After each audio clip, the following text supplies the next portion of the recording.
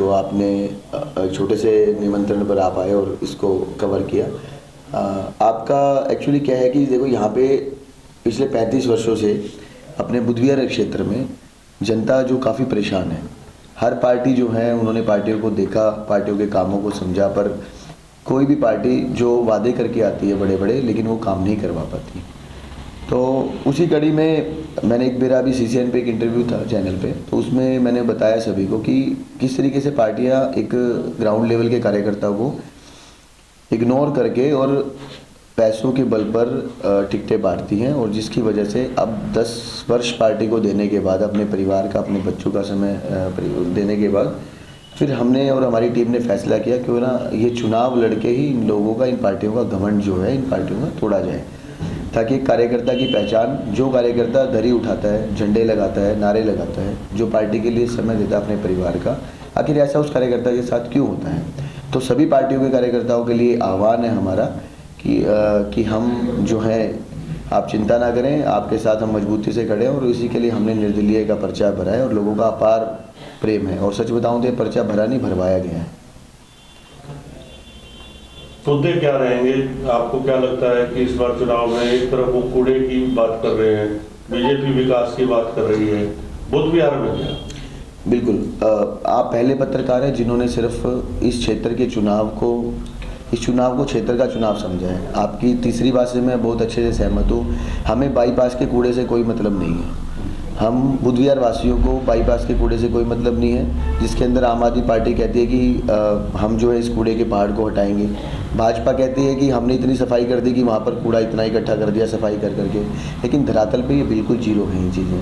धरातल पे ऐसा कुछ नहीं है, सफाई नहीं हुई है। पिछली 15 सालों से MCD में भाजपा की सरकार है, और केजरीवाल जी जिन मुद्दों को लेकर आए थे वो अपनी दिल्ली सरकार में भी वो कार्य पूर्ण रूप से नहीं कर पा रहे। हमारा मेन उद्देश्य है इनकी राजनीति से लोगों को बचाना है, ये झूठ की राजनीति, वादों की राजनीति जो तो बचाना है। हमें अपने बुधविहार क्षेत्र के लिए कार्य करना है। सबसे बड़ी समस्या योगराज जी एक्चुअली है क्या कि यहाँ पर जब आप सुबह उठते हैं तो आपके घर के बाहर कूड़ा होता है, आपकी नालियाँ ओवरफ्लो बह रही होती हैं। बड़ी मुश्किलों से, मशक्क़त के बाद अगर कोई कंप्लेंट करते हैं तो 2 या 3 दिन के बाद कूड़ा निकालने वाले आते हैं, और वो कूड़ा सूखने का इंतजार होता है, लेकिन कोई नहीं आता उसको उठाने के लिए, और 2-3 दिन बाद वो कूड़ा वापस नाली में चला जाता है। तो बहुत सारी ऐसी चीज़ें हैं, और जल्दी मैं इस पर एक प्रेस कॉन्फ्रेंस भी करूँगा। हमारा 18 सूत्रीय कार्यक्रम लॉन्च हो रहा है अभी आज या कल में। तो लेंटर माफिया हमारे यहाँ काम कर रहे हैं। आज कोई भी इमारत, किसी को भी अपने लिए आवास बनाना हो तो उसको पैसे देने पड़ते हैं लेंटर के नाम पर। तो ऐसी बहुत सारी चीज़ें हैं। बेसिक मुद्दों को अगर बात करूँ तो डिस्पेंसरी है, वो हमारी यहाँ की डिस्पेंसरी जो बच्चों को इंजेक्शन लगने चाहिए वो हमें पूट में जाकर लगवानी पड़ती है, जबकि हमारे यहाँ डिस्पेंसरी है, लेकिन हमें जाना कहाँ पड़ता है, पूट के अंदर, थोड़ा यहाँ से जो वो 2-3 किलोमीटर के दायरे पे है। तो ऐसी बहुत सारी चीज़ें हैं, मुद्दे बहुत हैं, और जल्दी हम उनको जनता के बीच विकास की गारंटी के रूप में भी लेकर आएंगे। और बातें बहुत हैं, लेकिन हमें बात जो है अपने क्षेत्र की करनी है। पिछले 5 वर्षों से बुधविहार विकास समिति के संस्थापक अध्यक्ष होने के नाते हमने बहुत सारे काम अपने क्षेत्र के लिए किए हैं, और मुझे गर्व है कि मेरी टीम पर और मेरे क्षेत्र पर इतना अपार प्यार मिला, और आज मैं इस लायक हूँ, इतना बड़ा परिवार हमारा है कि हम जो हैं आज इस परिवार की वजह से हम इतने लायक हो गए।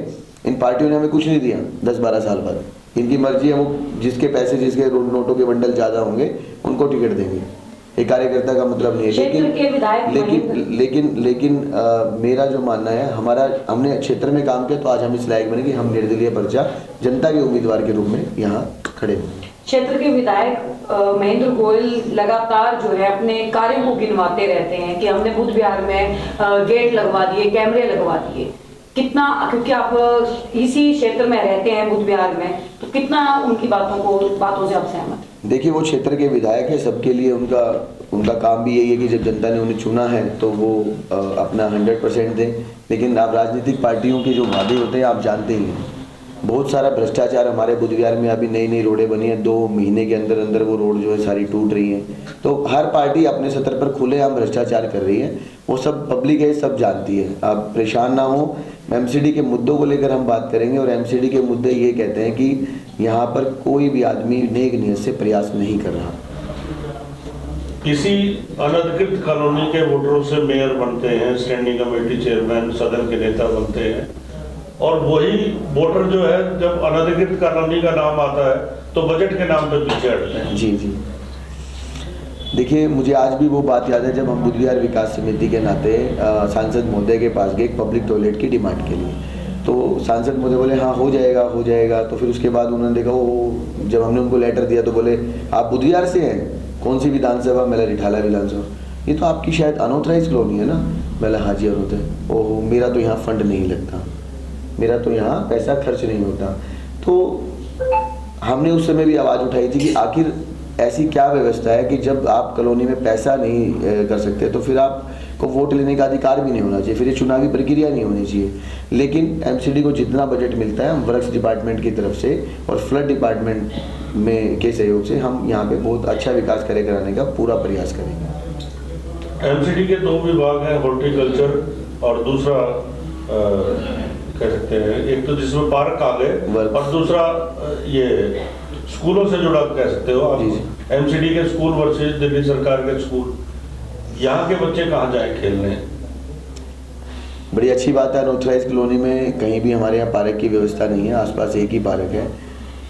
मैं तो कहूँगा कि पार्क तो प्रायोरिटी जरूर है हमारे पार्क की, लेकिन जब हम घर से बाहर जब निकलते हैं हमारी एंट्री पॉइंट जो है वो इतनी गंदी है, पहले तो सफाई की व्यवस्था ज़्यादा जरूरी होनी चाहिए।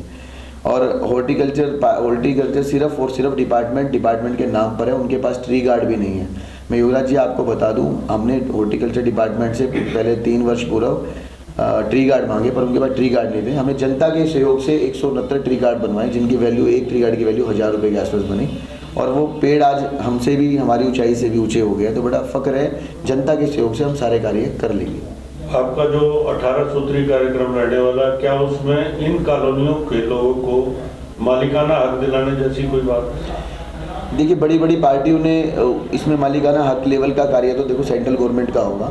हम वादे नहीं गारंटी देने आए हैं। जो कार्य हम कर सकते हैं एक क्षेत्र का पार्षद होने के नाते अपने बलबूते पर करवा सकते हैं, वो काम हम करेंगे। लेकिन क्षेत्र का पार्षद होने के नाते हम इस आवाज़ को प्रखर तरीके से उठाएंगे सेंट्रल गवर्नमेंट के सामने और इन चीज़ों को क्लियर करेंगे। लेकिन आप जानते हैं ना, राजनीति होती है, चीज़ें बहुत सारी बांट दी गई, ये रेवड़ियाँ जो बांटी जा रही हैं, इसके लिए हम पूरा संघर्ष करेंगे जितना हमसे बन पाएगा। ठीक है, वायदे क्या, जीत क्या आते हैं? मैंने आपको कहा ना जी, विकास की गारंटी आएगी, विकास वादे नहीं करता। हमने 5 वर्ष क्षेत्र में काम किया है, हम करके दिखाएंगे सारी चीज़ें। 18 सूत्रीय कार्यक्रम है, इसके लिए मैं आपको आज शाम तक रुकने का कहूँगा क्योंकि बहुत सारी चीज़ें हैं प्रेस कॉन्फ्रेंस के माध्यम से।